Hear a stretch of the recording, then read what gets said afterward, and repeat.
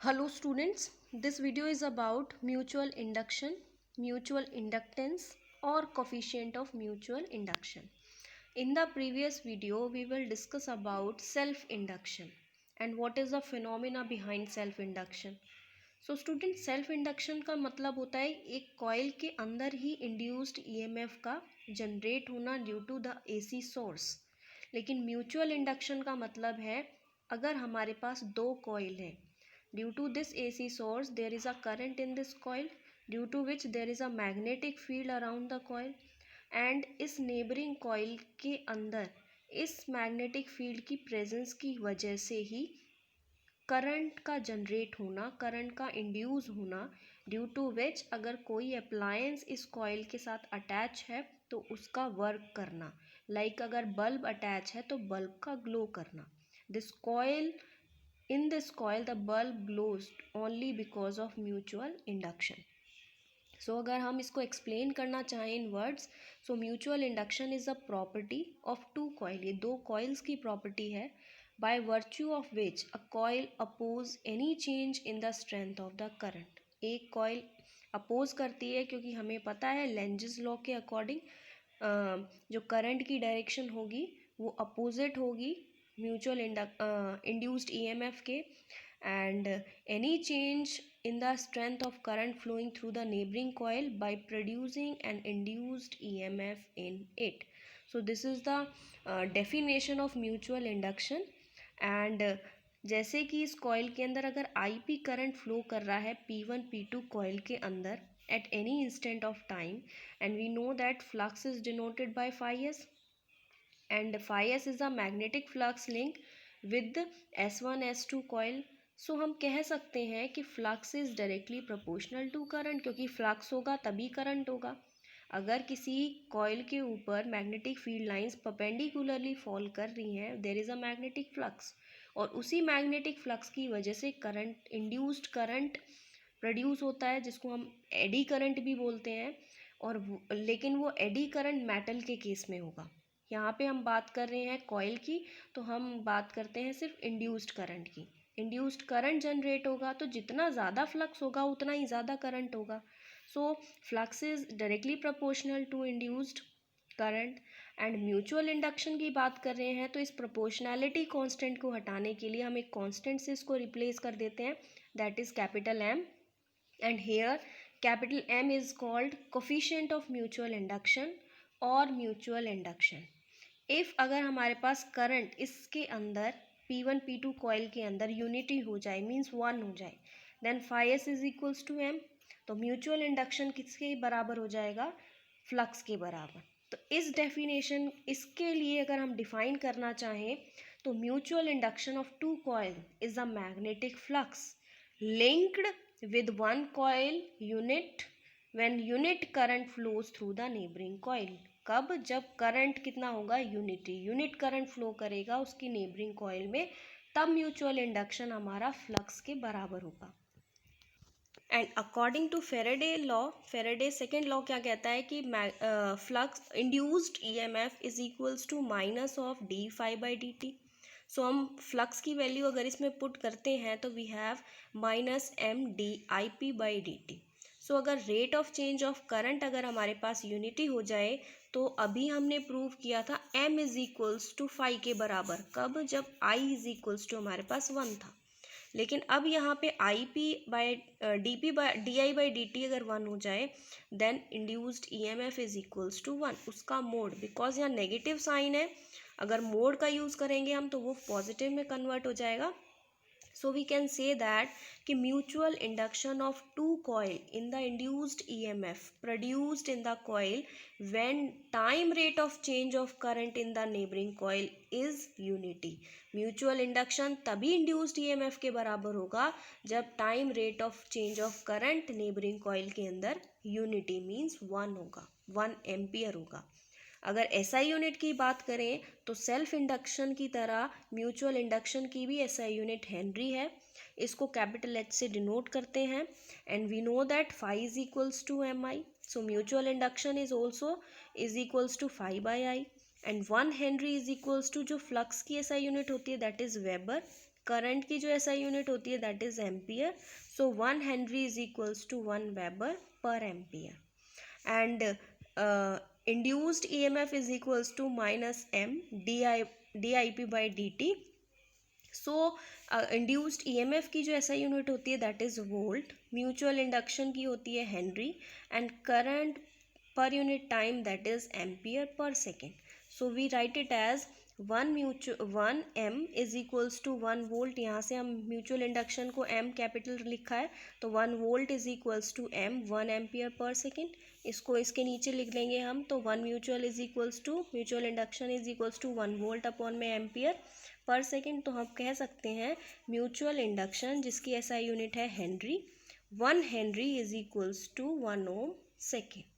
And इसको अगर हम डिफाइन करना चाहें इस वर्ड्स में, so mutual induction of two coil is set to be 1 henry. कब होगा ये 1 हेनरी? जब 1 volt induced EMF is produced in the coil when time rate of change of current कितना हो? 1 एम्पियर पर सेकेंड, क्योंकि time rate of change of current मतलब dt की भी बात कर रहे हैं. तो म्यूचुअल इंडक्शन तभी 1 हेनरी होगा जब इंड्यूस्ड EMF हमारे पास 1 वोल्ट हो and time rate of change of current is equals to 1 ampere per second. Then mutual induction is said to be 1 henry. Now we will discuss about mutual induction of two solenoid. दो solenoid के लिए mutual induction के बारे में हम discuss about करते हैं. And we know that m is equals to phi I. ठीक है, तो हमें फ्लक्स के बारे में भी डिस्कस करना पड़ेगा एंड हमें करंट की भी वैल्यू फाइंड आउट करनी पड़ेगी, तब हम म्यूचुअल इंडक्शन को फाइंड आउट करेंगे. So this is a solenoid S1 S2 and P1 P2 जो एक दूसरे के ऊपर कॉइलिंग की गई है. दोनों म्यूचुअली बाइंड है, दोनों की लेंथ को हमने कंसीडर किया है L के बराबर, and I is the current flowing in the solenoid. So the solenoid are so closely wound and इनका जो एरिया ऑफ क्रॉस सेक्शन है that is capital A, length है that is small m, and N1 N2 is the number of turns in P1 P2 and S1 S2 coil. N1 is the number of turns for P1 P2 solenoid, and 2 is the number of turns for S1 S2 solenoid respectively. And I is the current flowing through P1 P2, and then magnetic field at any point inside the similar way में जैसे हम self induction के लिए कर रहे थे derivation, उसी वे में हमें करना है. We know that magnetic field is equals to mu naught N I होता है, लेकिन यहाँ पे n is a number of turns per unit length. So for solenoid n by l. So हमारे पास P1 P2 के बारे में अगर हम बात करें, उसके लिए हमें मैग्नेटिक फील्ड की वैल्यू फाइंड आउट करनी है किसी एक पॉइंट पे. Then magnetic field is equals to mu naught N1 by L I.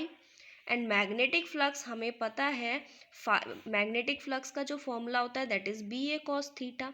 And इस सोलेनॉइड के अराउंड ये मैग्नेटिक फील्ड की वैल्यू होगी. ये इसकी लेंथ है एंड ये इसकी लेंथ है और ये इसका एरिया हो गया. सो दोनों ही सेम डायरेक्शन में है, मीन्स थीटा हमारे पास 0 डिग्री हो गया. So BA cos 0 and we know that cos 0 is equals to 1. So B की वैल्यू हमें पता है मैग्नेटिक फील्ड की, that is mu naught N1 upon L into IA, and area of cross section that is denoted by A. So ये तो था हमारे पास P1 P2 के लिए मैग्नेटिक फील्ड की वैल्यू और मैग्नेटिक फ्लक्स की वैल्यू. लेकिन let coil are so closely bound so there is no flux loss. इतनी पास बाउंड है कि इसमें से कोई भी फ्लक्स का लॉस नहीं होगा दोनों ही कॉइल में से. So flux linked with each turn off S1 S2, मतलब जो हमने P1 P2 के लिए फ्लक्स फाइंड आउट किया है सेम फ्लक्स S1 S2 के लिए भी होगा. इसीलिए यहाँ पे लिख दिया φ1 is equals to φ2 which is equals to mu naught N1 IA upon में L. लेकिन अगर φ2 की बात करें तो N2 बाय L हो जाएगा. And we know that total magnetic flux is equals to number of turns into में φ2. So mu naught N1 N2 IA upon में L. और डेफिनेशन के अकॉर्डिंग हम mutual induction of two solenoid के बारे में बात कर रहे हैं. सो म्यूचुअल इंडक्शन का जो रिलेशन है फ्लक्स के साथ that is phi s is equals to phi s is equals to mi, phi s is equals to mi, and compare करेंगे जब हम फोर्थ एंड फिफ्थ इक्वेशन को, this is phi s, this is phi s, left hand sides are equal, so right hand sides are also equal, so we write it as mi is equals to mu naught n1 n2 ia upon में l. सो यहाँ से mutual induction का जो formula आया that is mu naught n1 n2 a upon में l. This formula is used for solving the numericals. लेकिन अगर ये सोलेनॉइड की जो कोर है ये किसी एक मैग्नेटिक मटेरियल से बनी है, देन हमें म्यूचुअल इंडक्शन का जो फॉर्मूला आया that is mu naught n1 n2 a upon में l, उसको म्यू आर से मल्टीप्लाई करना पड़ेगा, because mu R is the relative permeability of magnetic material. और जब हम दोनों फॉर्मूला को डिवाइड करेंगे तो रिलेटिव परमिएबिलिटी का जो रेशियो आएगा which is equals to m dash upon में m.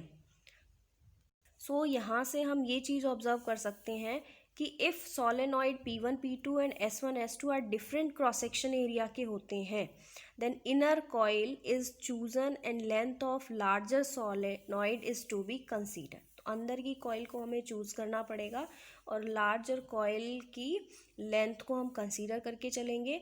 म्यूचुअल इंडक्शन दो कॉइल्स का डिपेंड करता है नंबर ऑफ टर्न्स पे, उसकी ज्योमेट्री पे, ज्योमेट्री मतलब शेप एंड साइज पे, उसके डिस्टेंस बिटवीन द कॉइल, दो कॉइल्स के बीच में कितना डिस्टेंस है, और साथ में relative position of the coil की कॉइल किस तरह से रखी है, इस तरह से रखी है, इस तरीके से रखी है, और साथ में nature of the material of the core. तो इन 5 फैक्टर्स के ऊपर mutual induction of 2 coils depend करता है.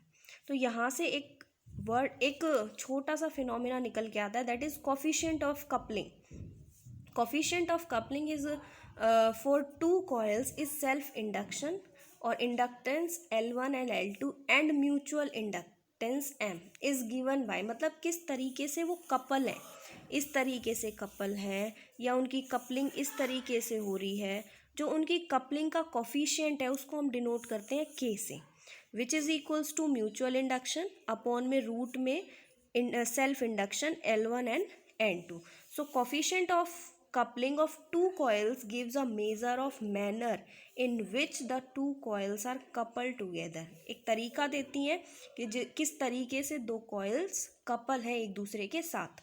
फॉर एग्ज़ाम्पल अगर हमारे पास इस तरीके से कॉइल रखी हैं तो इनके बीच में किस तरह से कपलिंग होगी. फिगर ए के लिए इसके अंदर जो कोफिशिएंट ऑफ कपलिंग होगी दैट इज़ इक्वल्स टू 1, और हम कह सकते हैं इसके अंदर जो कपलिंग होगी वो टाइट कपलिंग होगी.